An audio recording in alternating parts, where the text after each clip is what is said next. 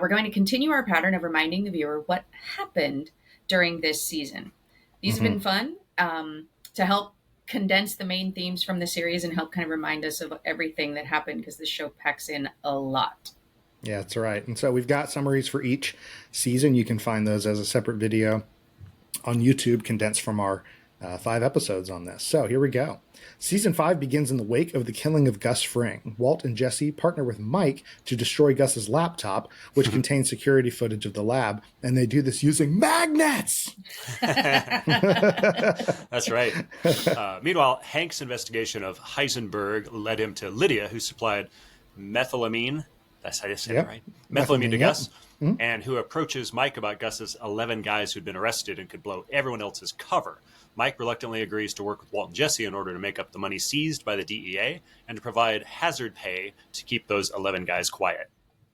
The crew then devises a new plan for cooking meth using tented houses and a pest company as their cover. Skylar, who has been terrified of Walt since she found out what he did, takes a dip in the pool in order to get the kids out of the house and away from Walt. Yes, and so in order to get more methylamine, the crew pulls off an epic Western-style train heist with the help of Todd, an eager new partner. Everything went smoothly, but when they were spotted by a boy on a dirt bike, Todd acts quickly and shoots him, to the horror of the rest of the crew. After the killing of young Drew Sharp, Mike and Jesse want to get out of the meth business. After making them say his name, Walt convinces a new crew to distribute the product.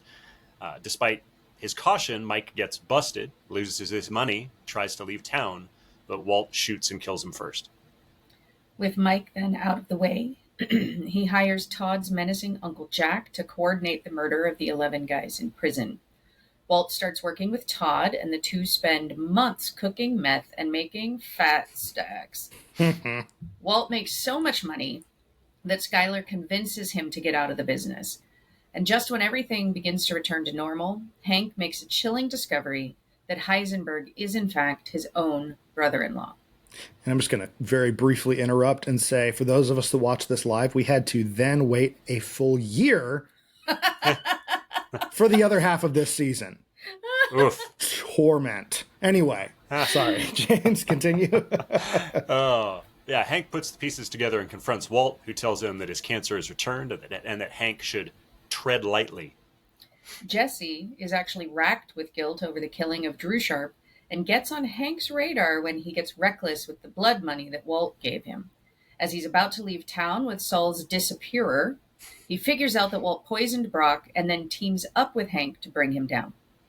Walt buries his fortune and asks Uncle Jack to kill Jesse. Jesse and Hank trick Walt into confessing to his crimes and leading them to his buried treasure. Then Uncle Jack shows up, takes most of Walt's money, and tragically murders Hank. Walt is devastated and gives them Jesse, but not before telling him that he stood by and watched Jane die. Walt takes the rest of his money and tries to disappear with his family, but they won't come with him because of Hank. Walt leaves his family behind, fleeing to New Hampshire. Meanwhile, Todd has made Jesse into their meth-cooking slave. After several months, Walt returns to Albuquerque, where he buys an M60 machine gun and manipulates the Schwartzes into giving his money to Walt Jr., or Flynn. He finally confesses to Skylar that he did all of this for himself, not his family. That's right. Walt then executes his vengeance on Lydia using the ricin, and on Uncle Jack's crew using the machine gun as a rig. Pretty crazy stuff. Walt saves Jesse and frees him from his captivity. The series ends with Jesse driving Todd's El Camino into the night, and Walt dying surrounded by his beloved lab equipment. We hope you enjoyed this snack-sized taste of Popcorn Theology. Check out the full episode using the link in the description. Subscribe on YouTube for more content. Follow and interact on social media to share with others. And remember, you are not a mindless consumer.